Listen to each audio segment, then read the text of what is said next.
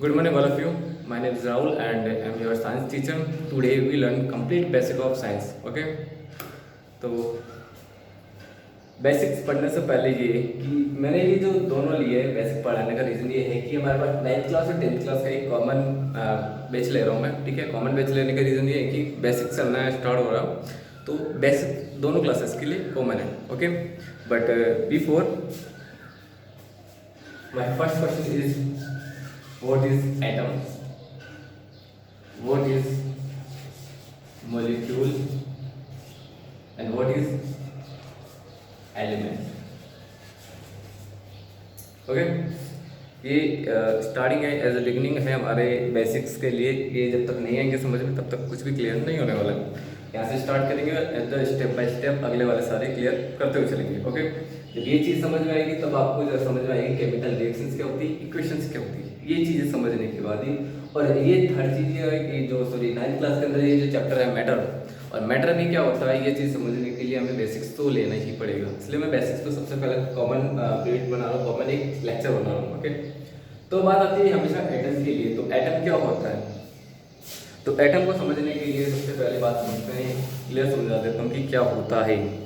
देखो, सपोज करो यहाँ पे मेरे पास एक पेपर है। ओके, इस पेपर को मैं कट कर देता हूँ, ठीक है। कट करने के बाद इसको 2 पीसेस में डिवाइड कर चुका हूँ। उसमें से सिर्फ मुझे 1 पीस लेना है। अगेन इसको मैं 2 पार्ट्स में डिवाइड करता जाऊँ, उसमें से मुझे 1 पीस लेना है। Again divide divide divide divide करता जाऊँ, और लास्ट टाइम ऐसी स्टेज आएगी मेरे पास कि ये पेपर मुझसे डिवाइड नहीं होगा।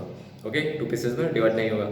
तो ऐसी स्टेज जब जहाँ पे जाने के बाद कोई भी चीज़ डिवाइड होना बंद हो जाती है, उस स्टेज को ही बोला जाता है atom, as a common language. Okay, तो समझने का ये सिंपल एग्जांपल इसलिए दिया था क्योंकि समझने के लिए ये काम होता है। तो देखो, एटम क्या होता है कि एटम क्या होता है कि किसी भी पार्टिकल को अगर मैं डिवाइड करते जाए कंटिन्यूसली डिवाइड करता हूँ, उसको डिवाइड किया, उसको 2 पीस में डिवाइड किया, उसमें से 1 पीस लिया, उसको अगेन डिवाइड किया, अगेन 1 पीस लिया, करते करते करते लास्ट फाइनली मेरे पास एक ऐसी सिचुएशन आ जाती है जब वो पीस डिवाइड होना ही बंद कर देता है। जब वो डिवाइड होना बंद कर देता है उसी स्टेज के अंदर उस पीस को हम एटम बोलते हैं। आई बात समझ में? तो हम कह सकते हैं कि जो एटम होता है वो सबसे स्मॉलेस्ट यूनिट होती है, ठीक है। और एक और चीज़ पहले बताना भूल गया मैं कि हमारा एटम को ही हम क्या बोलते हैं, सेल बोलते हैं। एटम और सेल दोनों चीज़ सेम होती है, बट दोनों के लिए छोटी सी कंडीशन अलग हो जाती है कि स्मॉलेस्ट पार्टिकल को एटम कब बोलते हैं, स्मॉलेस्ट पार्टिकल को सेल कब बोलते हैं। दोनों के लिए सिंपल सी कंडीशन है। अगर नॉन लिविंग थिंग्स किसी न किसी स्मॉलेस्ट पार्टिकल से मिलकर बनी हो जिसको हम अगेन डिवाइड नहीं कर सकते हैं, तब तो उसको हम एटम कहेंगे। लेकिन अगर वो लिविंग थिंग्स से कुछ भी ले सकते हैं, नॉन लिविंग थिंग्स में जैसे पत्थर हो सकता है, कांच हो सकता है, बहुत सारे डस्ट पार्टिकल्स होते हैं, बहुत सारी चीज़ें होती हैं नॉन लिविंग में। और लिविंग थिंग्स के अंदर जितने भी लिविंग थिंग्स होती है, जैसे प्लांट्स हो गए, ह्यूमंस हो गए, एनिमल्स हो गए, ठीक है, ये भी किसी न किसी स्मॉल यूनिट से मिलकर बने होते हैं। उस स्मॉलेस्ट यूनिट को बोला जाता है सेल। आई बात समझ में? तो एटम नॉन लिविंग के लिए यूज करेंगे,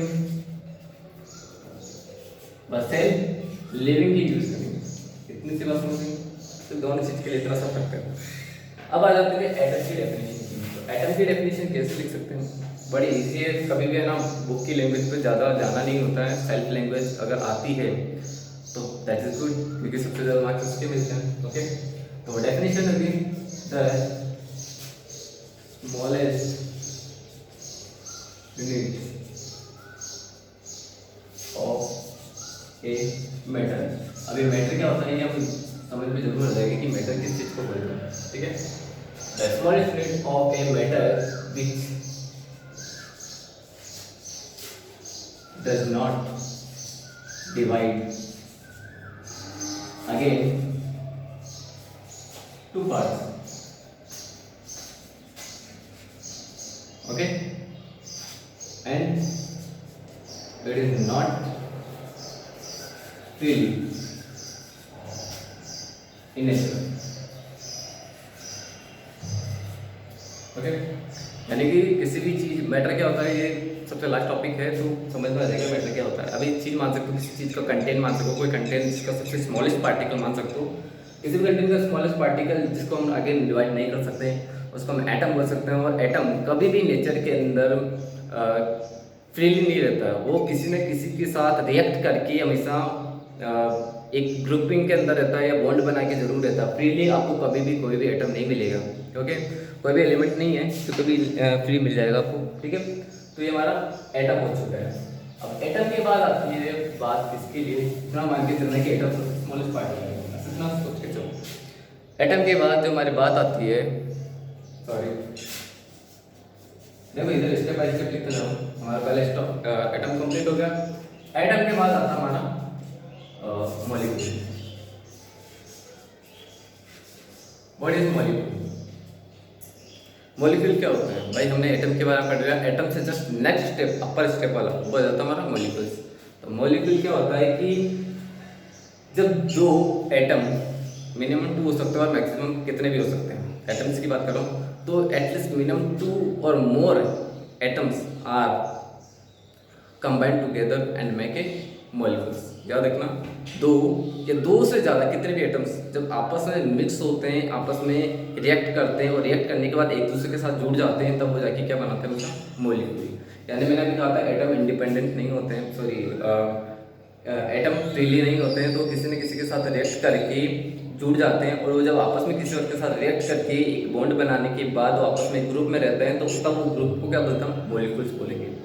है बात समझ में? तो मॉलिक्यूल की डेफिनेशन क्या होगी? 2 और मोर। देखो मैंने यहाँ पर 2 क्यों लिखा है? 2 इसलिए लिखा कि किसी भी ग्रुप बनाने के लिए मिनिमम तो 2 तो एटम चाहिए तो, और मैक्सिमम कितने भी हो सकता है। ऐसा 2 और more atoms are combine together and make a particle of molecule। बस सिंपल से डेफिनेशन लिखी है। जैसे कि हमारी अगर बुक की लैंग्वेज की बात करो तो हमारा कंपल्सरी नहीं है कि हमें से बुक की लैंग्वेज ही लिखा जाए, ओके। तो सिंपल से डेफिनेशन थी 2 और more atoms are combined together and make a particle of molecules. 2 या 2 से जितने भी ज़्यादा हो सकते हैं वो सारे के सारे एटम्स मिलके सिंगल पार्टिकल बनाते हैं, किसके? एक मॉलिक्यूल्स का। वो 2 हो सकते हैं, 3 हो सकते हैं, कितने भी हो सकते हैं, बहुत लंबी लंबी चेन होती है, ठीक है।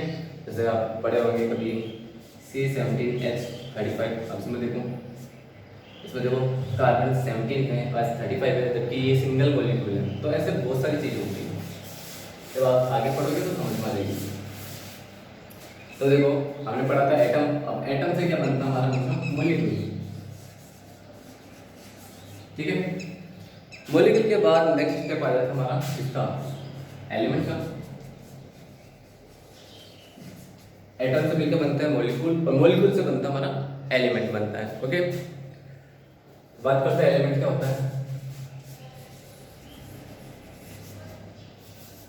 सेम डेफिनेशन, इससे ये मिलकर ये बना तो इससे ये मिलकर ये बनेगा। समझ में आई चीज? एटम से मिलकर बनता है मॉलिक्यूल्स और मॉलिक्यूल से मिलकर बनते हैं हमेशा एलिमेंट। तो सिंपल पहले वाले डेफिनेशन से बस यहाँ पे एटम आ रहा, मैं चेंज कर दूंगा, मॉलिक्यूल लिख दूंगा 2 और मोर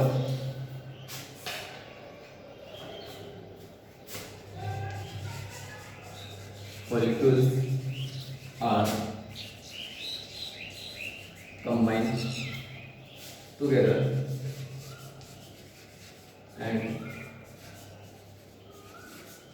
make a particle